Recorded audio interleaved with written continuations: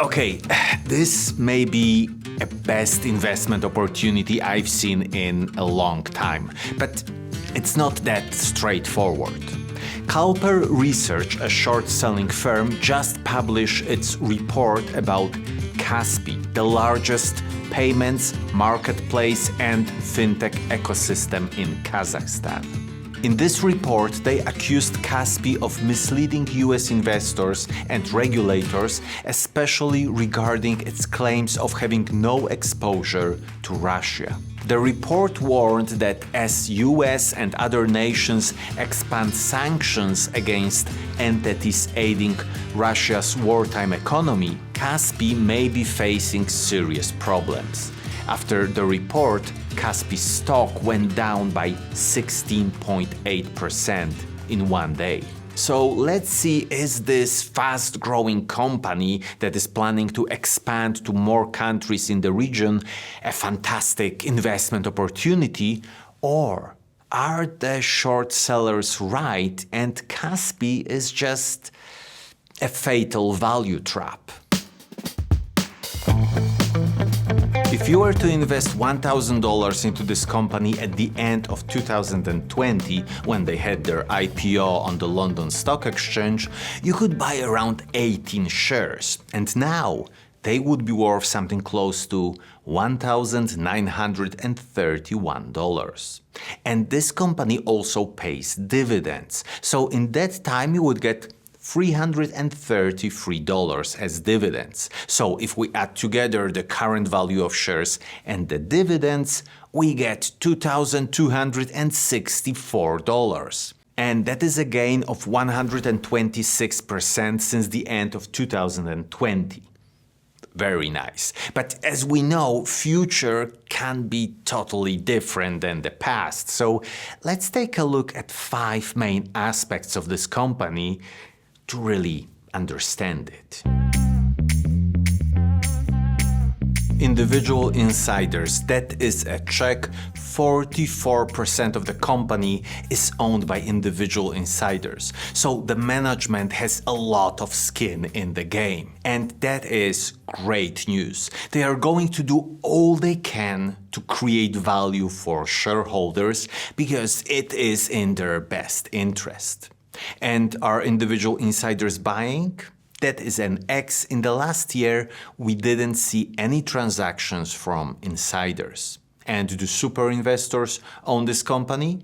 That is a check. There is one super investor that bought shares of Kaspi, and it is Polen Capital Management. And are they buying right now? That is a check. Polen Capital Management bought 9,686 shares last quarter. So it is something around $1.25 million, and for a fund that manages around $40 billion, it is a very small investment. Return on invested capital. That is a check at 40.6% median returns. So that is a great result. It shows that the management is doing an incredible job. And what do we know about net profit margin? It is also a check averaging 51% over 5 years. And the sector median is 22.4%.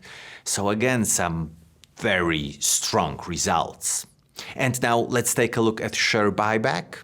It is a check. Since the London IPO in 2020, they bought back 1% of shares.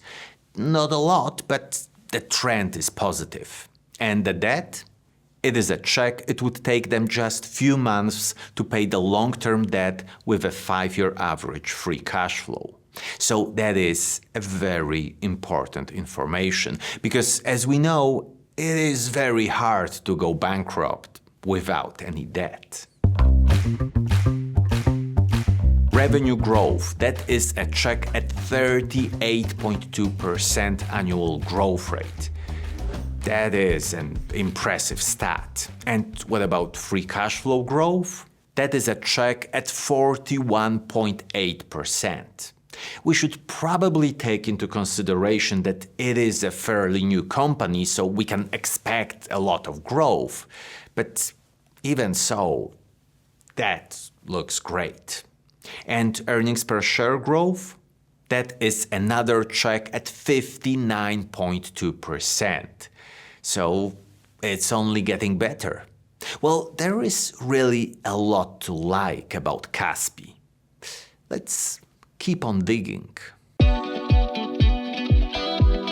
The dividend yield is 7.1%, so shareholders can expect to get $7.44 annually per every share. That is a very high dividend yield. And the payout ratio, that is an X at 69%, and we want to see the payout ratio somewhere between 20 and 50%. So currently, the dividend seems to be a bit too high. But let's look at the growth to understand what is the strategy here. It is an X. They are paying dividends only since 2021, so we can't calculate the 5-year growth rate. And when we look at the history, we see that it is not a stable dividend, but rather it is changing quite a lot. So this 7% dividend yield may also change anytime. Price to earnings ratio is 10.3, so at the first glance it seems rather cheap. But let's use a discounted cash flow model to value Kaspi. And we will use a 5-year average free cash flow for this calculation. And there are 2 reasons for that. One is that its free cash flow is going up and down quite a lot, so an average should balance things out. And secondly, the recent free cash flow is very high, and we want to be conservative. So, in the low scenario, we will estimate a growth of 6% for the first 5 years and then 5%.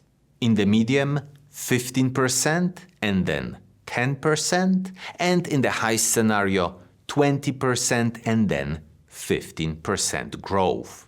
So the low scenario is close to the predicted growth of the consumer finance market, which is 6%. Medium is showing a story in which they will grow much faster than competitors, but still substantially slower than they did in the last few years.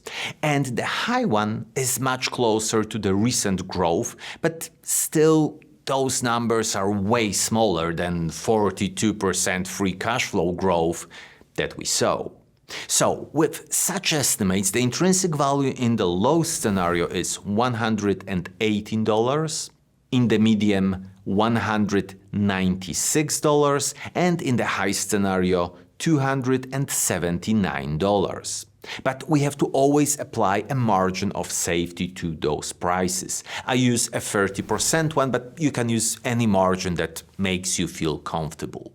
So, with 30% margin, we get in the low scenario $82, in the medium $137, and in the high one $195.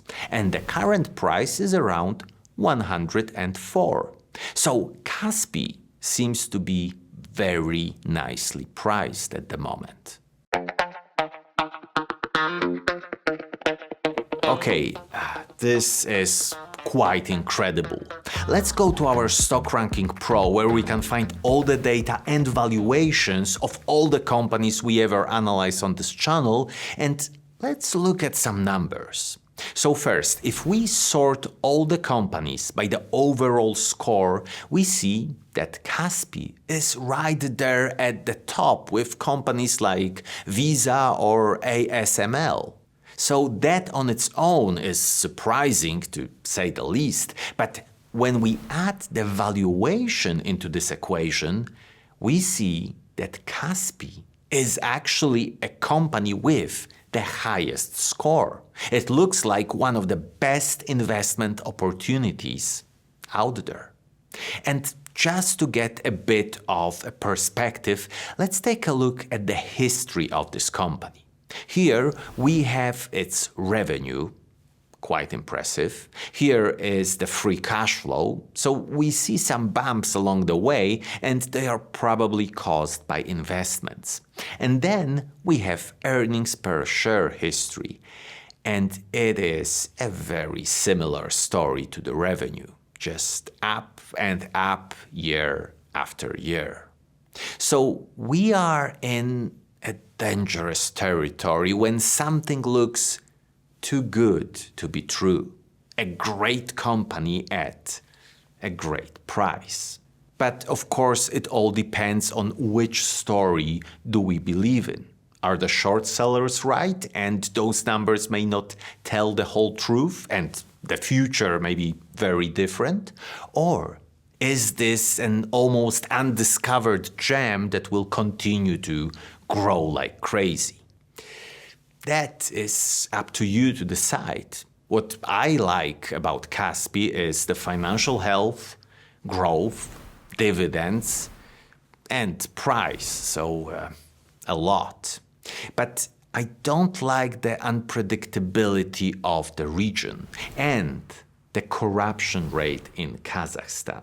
When we look at the Corruption Perception Index, Kazakhstan ranks 93rd, which is relatively low. However, it is worth noting that its position has been steadily improving almost every year, indicating that corruption is gradually decreasing. But I don't know enough about this country, so it is a problem of circle of competence. But if you know more about this region or this company, then please share your knowledge in the comments below so that we can all learn from each other.